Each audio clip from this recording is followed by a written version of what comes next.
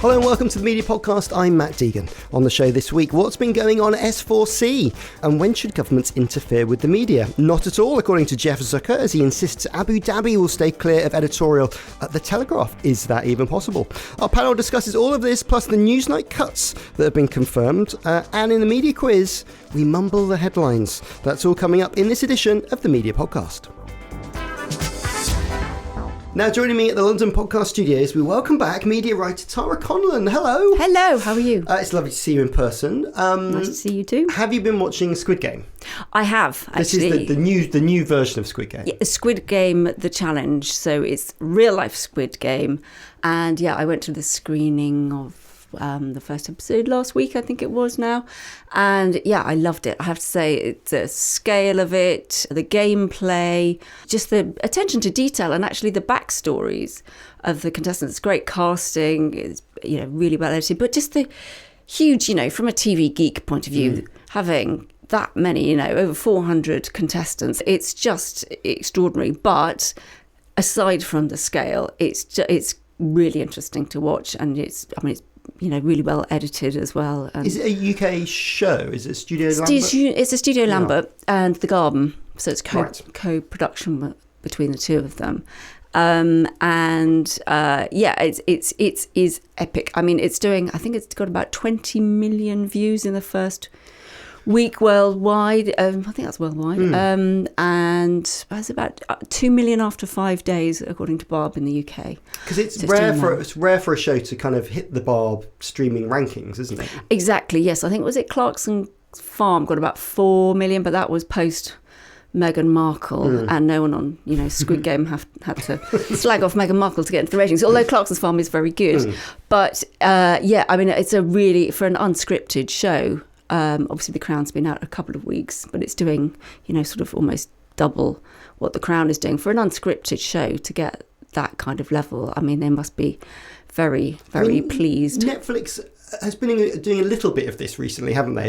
A bit more quiz showy, fact-enty stuff. It's got to be pretty encouraging for them, even though I'm sure it was hugely expensive to make.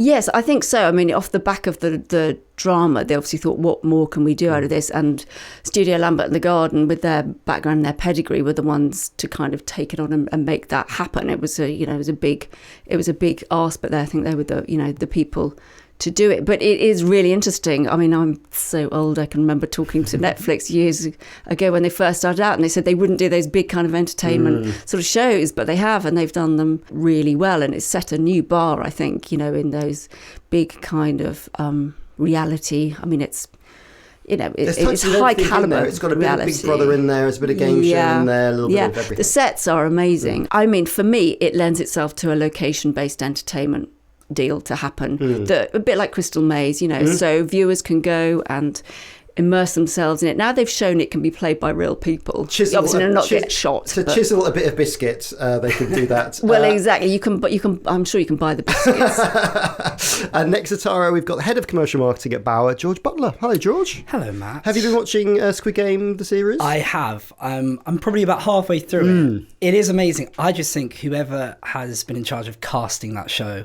what a great job they've done. But also 450 people, and then half of them, no spoilers, half of them go in the sort of first episode. That's got to be a killer. I mean, you can imagine if you were one of the kind of the casting execs and you brought in 10 people and they're all gone before they've even hit the camera.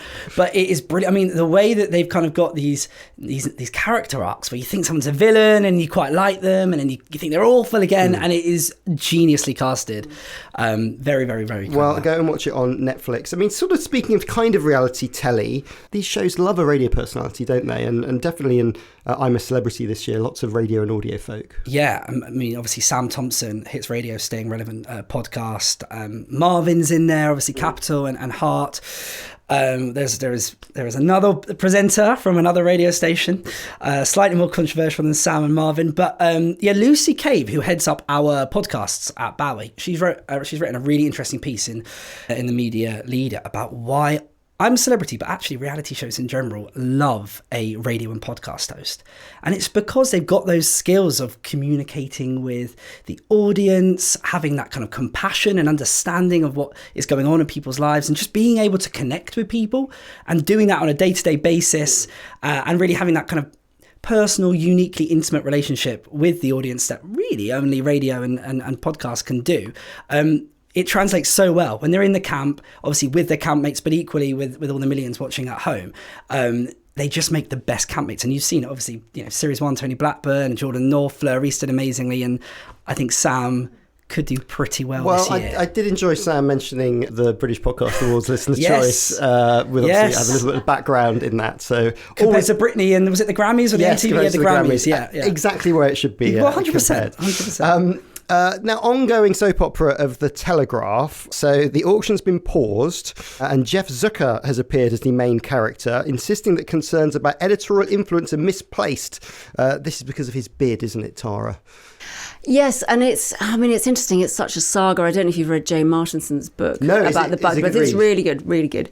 And it is a saga, as you say. There is now, I think the deadline is tomorrow, isn't it, as to when they are supposed to have finalised everything. And but it's got politics in it. It's got big money. It's got Middle East money. And I think the interesting thing is Lucy Fraser has said that she might intervene on the grounds of public interest, an intervention notice. Yeah, I mean, Jeff Zucker, ex-CNN, has a kind of investment firm, Redbird, that it seems like the main supporters of, who the kind of Abu Dhabi cash, have kind of gone, please go for the Telegraph on our behalf.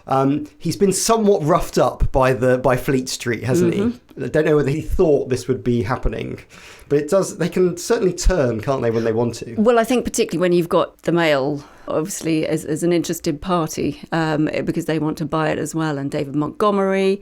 So it's not really surprising if other, interested parties who have their own newspapers are going to have a particular point of view on it. But it's influence. That's the key, isn't it? It's about influence and politics and foreign money, and where it will end up. I mean, it's just an extraordinary tale, isn't it, about a newspaper in a time when you think that newspapers are declining, but their perceived political interest is considered very important to people with a lot of money. And they've talked a lot about the potential for it to work overseas. So taking a sort of soft right-wing paper, particularly to America, where obviously there's lots of very, very right-wing press that does quite well. You're an international business in Bauer. Does everything work in every market? Can you easily take a brand and drop it somewhere else? I think, the Bauer model is we're very much an international business, but as it stands, there isn't too much crossover, with the brands. So, you don't really have Absolute Radio Germany or Absolute Radio Poland. So I think, our model is very different. Each market kind of has, their own brands that kind of are allowed to do what they do best. And the kind of the synergies come at the level above. And that's where we kind of really feel the power of being an international organisation. So like tech or platforms? Or whether it's innovation, whether it's tech, whether it's, products. Even from a commercial point of view, there's kind of the ability to have a strategy which sits beyond just one nation. So there are massive advantages to it, and you can really kind of leverage, the international scales there. But very different, I suppose, to kind of taking one of our brands and putting it into one of the different countries. But that said, podcasts are a space where, especially with the kind of the translation abilities that are available in audio these days, I think that is a really interesting space which we are looking at. So there are things that you can do. Easier to test out on a podcast than it is a radio station. I'm kind of intrigued with the Telegraph, this thing about kind of Jeff being roughed up, because there's kind of an omerta of owners, isn't there? Once you become an owner, you become untouchable. They don't really tend to give each other a kick in so much. No, sometimes they do. I mean, I'm just trying to remember, when I used to work on the Daily Mail, and obviously writing about telly, writing about media, sometimes it does cross over. When it comes to something like this, they work across so many different platforms now. It's not just newspapers, they've got podcasts, they've got video. So no one really is a disinterested party writing about media these days. Everyone's got something in the game. Over at S4C, The Guardian have reported on Thursday that the Welsh language broadcast has been the subject of a scathing letter by former head Sian Doyle. Tara, Doyle was let go earlier this year after accusations of bullying, something she denies. Do we know what the letter says? Well, I mean, it's contentious, and for me, it sort of speaks to a wider issue about what's going on in television. There is, I think, the Film and TV and Film Charity have done quite a lot of work on this about perceived bullying and how you manage staff within media, within a fast-paced media industry, I think is really important. And I think it speaks to that. I think it's become a sort of a lightning rod, I would say, perhaps for that as well. George, S4C's sort of taxpayer-funded, obviously sort of similar-ish to the BBC. The money comes in a sort of rounded route back through to them. They don't seem that interested in getting involved as they do with the BBC. Is it because there's just no headlines for them talking about what's happening in Cardiff? I mean, S4C has had a lot of trouble recently.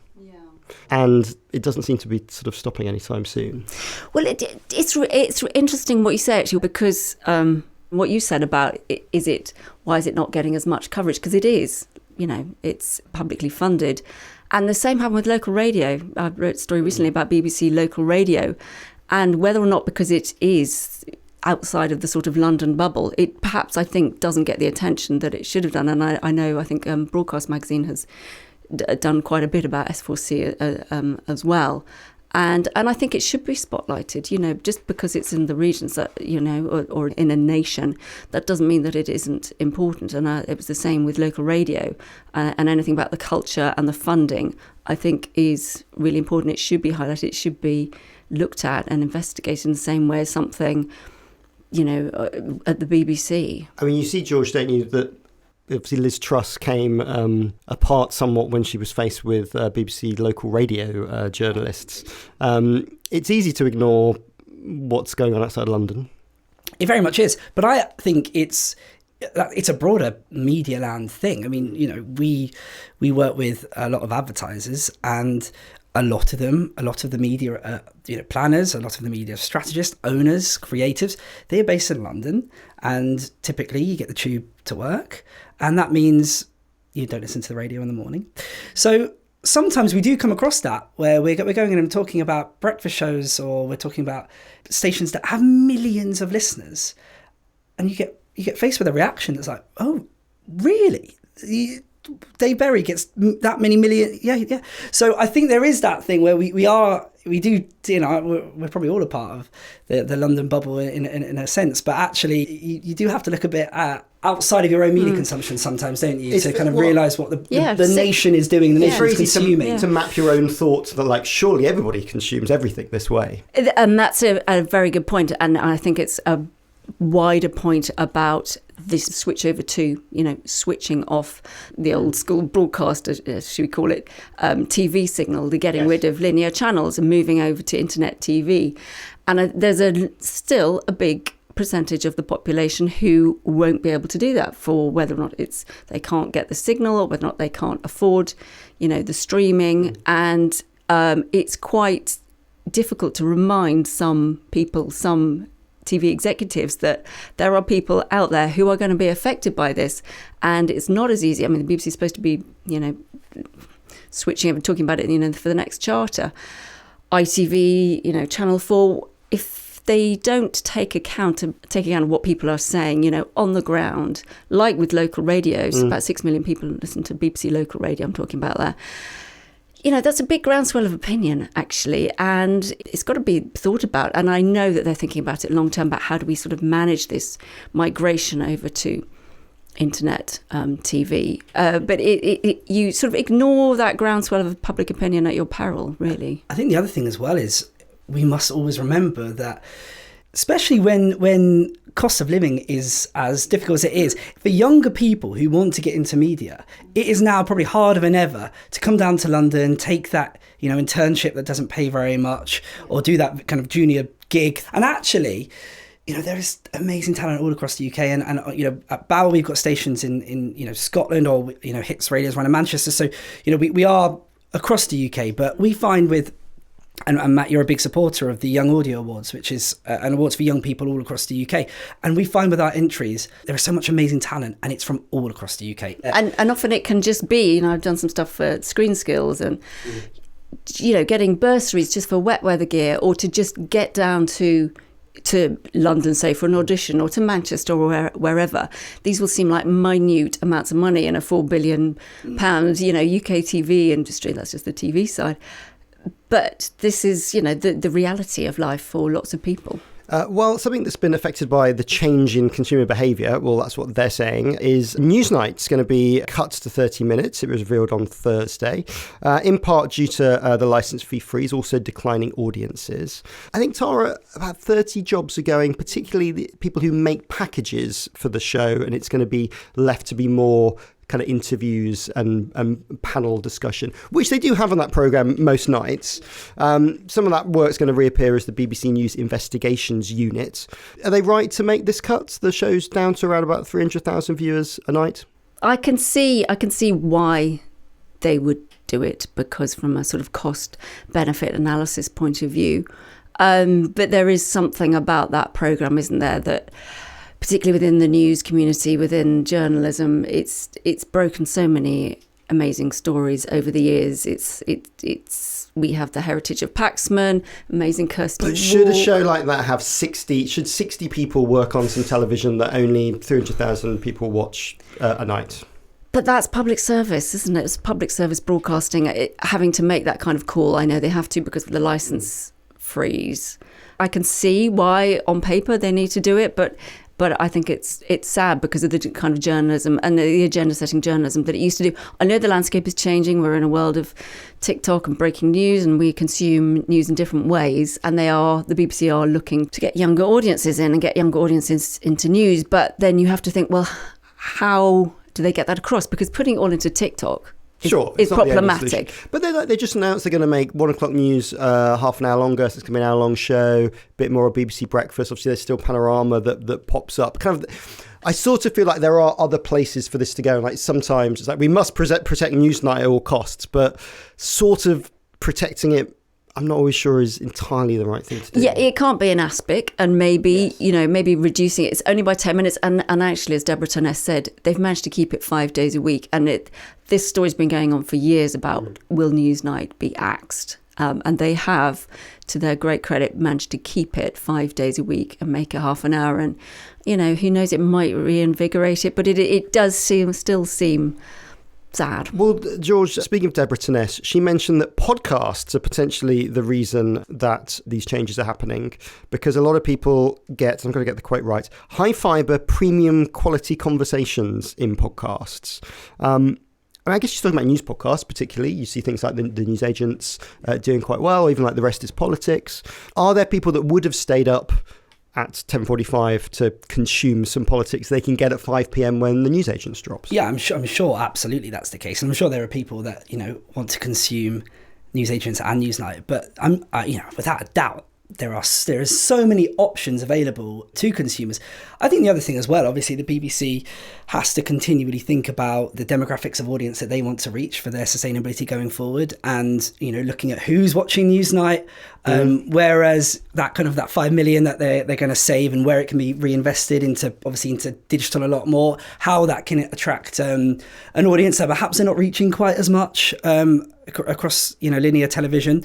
So I think I reckon that's probably a big part of their thinking. But that political podcast landscape right now is doing so incredibly well, isn't it? I mean, there are 4 or 5 massive podcast series in that space that, as you said, I'm sure people are listening on their way home from work, and then at 10 p.m. they're watching Squid Games, obviously. Yeah. Maybe it's just the way that our viewing is changing. I'm also interested whether the ratings stay roughly the same in a reversioned show. They might do. I think it.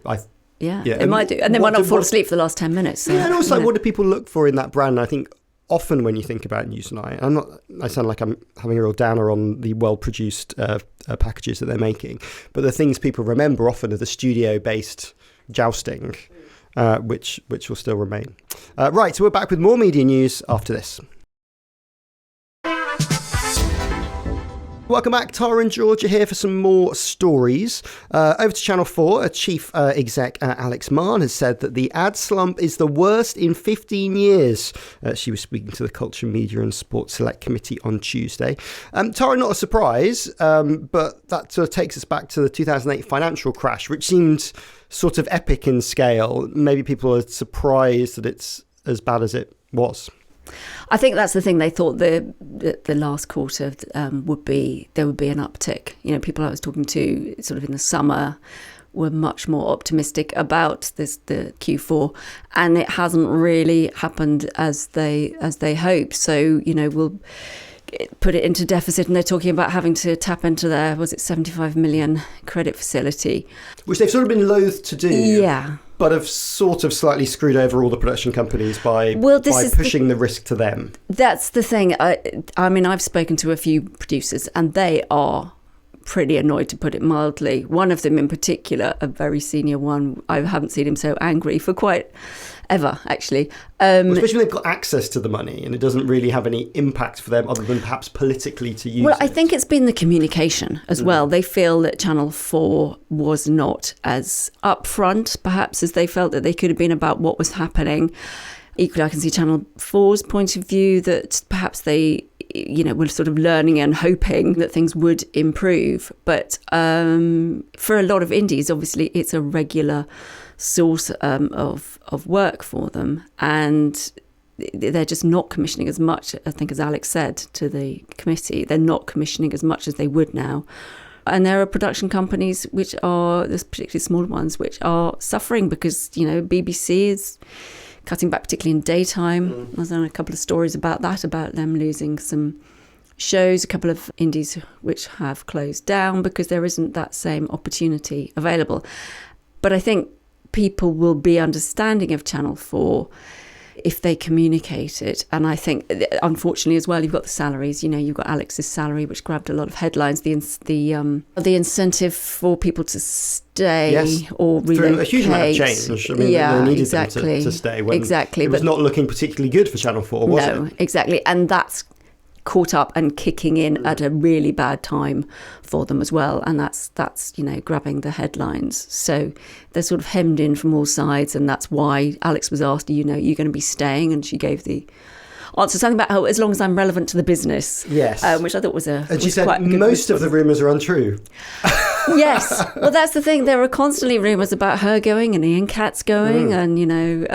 they both had a good run. If you look at the sort of pantheon of those people, they've done a similar amount of time and done more than some previous chief execs. Yeah, exactly. And, for media, that's, you know, for telly, it's quite a long time, actually, to be in one place. There's usually the merry-go-round of controllers and execs. So it will be interesting to see how they come out of this. I mean, George, the commercial market, ad market's been pretty tough this year, and there hasn't been really a lot of visibility for anyone, has there? Yeah, I mean, I think uncertainty is the kryptonite of advertising. It's not even when times are bad, it's when you don't know what is next. That is the thing that is always the most challenging thing for marketers. And I think, obviously, from a media owner perspective, it's frustrating because we know the research is there that if you continue to advertise in difficult times, you see such huge benefits in the long run and the market share gains that you can make. And start back faster than your competitors. I mean, massively so. And there's an immense amount of research around it. But yet it has been a difficult time for pretty much all traditional media. But I do also feel like there has been a sense of more stability in Q4. And obviously going into the new year, we have to hope that we don't have more societal and political chaos, which, you know, right now is never a sure thing. But I do get the sense that things are becoming a bit more stable. There is more confidence in both the media and advertising in markets.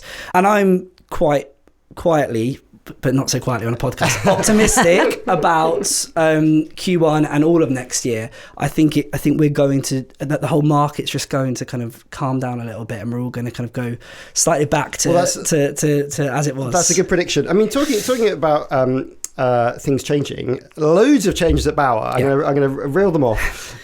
We've got a new corporate ban for Bauer Media, and you've brought me in a lovely new branded cake, which I will show the YouTube audience. There you go. Thank you for the cake. We've got new branding across all of Bauer. We've got personnel changes. We've lost the MD of Northern Ireland, plus departures of Graham Bryce and Steve Parkinson, who've been there quite a while.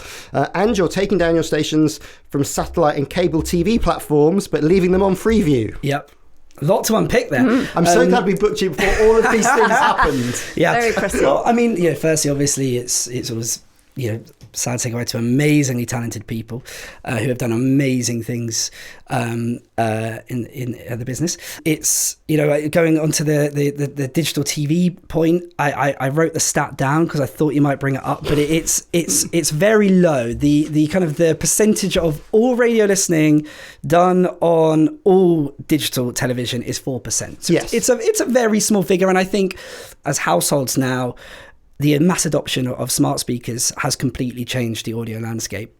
And that is a huge growth area. We're seeing kind of an incredible success with smart speaker listening. And, obviously from an advertising point of view and a broadcast point of view, it's opening up the opportunity to do some really, really interesting things, whether it's Fun Kids offering spin-off stations or Absolute offering spin-off stations, whether that's an advertiser being able to kind of create a really relevant, personalized, customizable message, or actually kind of do really amazing things with advertising where you can interact with an ad and add it to your shopping basket or order it to your house. So smart speakers are this amazing sweet spot for us. There's so many to do it with telly in that it did really well for radio in the kind of the late 90s into sort of early noughties, kind of pre-DAB distribution as well, and just a great way. I remember getting my on digital box, and some of the radio stations appeared on there for the first time.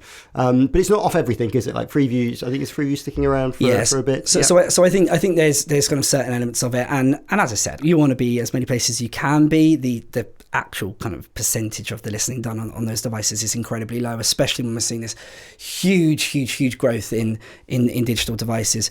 New brand is so exciting, but I think that new brand kind of represents the quite exciting year ahead for the business. There is a lot of change, a lot of positive digital change as well, kind of a big new digital product which is coming next year, which is going to be really, really exciting. And obviously for both listeners, for the stations, for advertisers, it's going to be a hopefully a big game changer.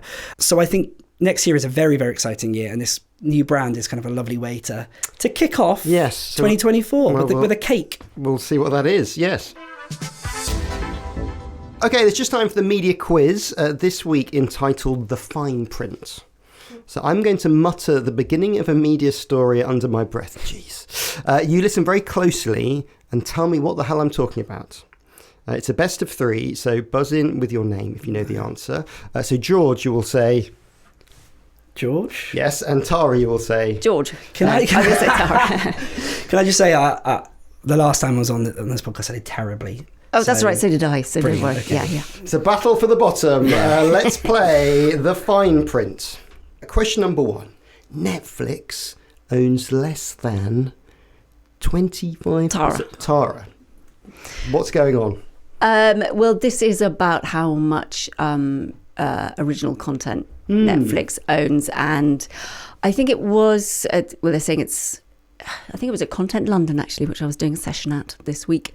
Netflix basically said that they actually own less original content now than they used to. I think it used to be 50%. It's now down to about 25%.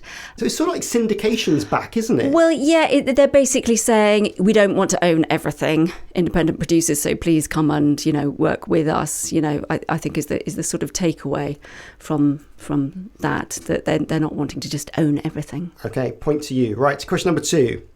The Guardian has struck a TV... Tara. I'm too slow. I should let you say it. No, don't be kind. So this is the...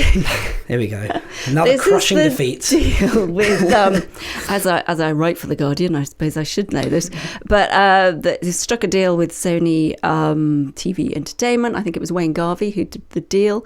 Basically a first look deal on any of those sort of stories that come up. I mean, that doesn't mean to say I think you won't find Guardian journalists, writing like a pitch. They're not going to convert one of your columns into a 10-part Netflix special.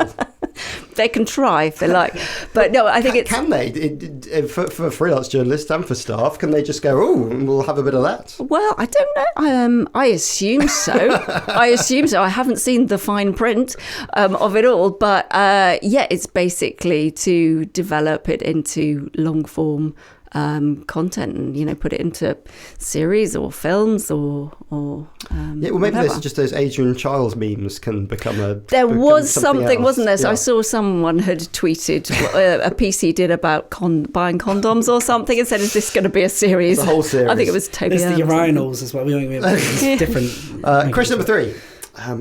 Doctor Who shakes up. George. Right, yes. I've read this story. What's going on? They're paying their writers in a different way now. They've got the big deal with Disney Plus. They are no longer going to be paying their writers on syndication deals. They're just giving them a hopefully big deal up top, and they're just paying them out, and they're not going to have to pay them for plays across the world.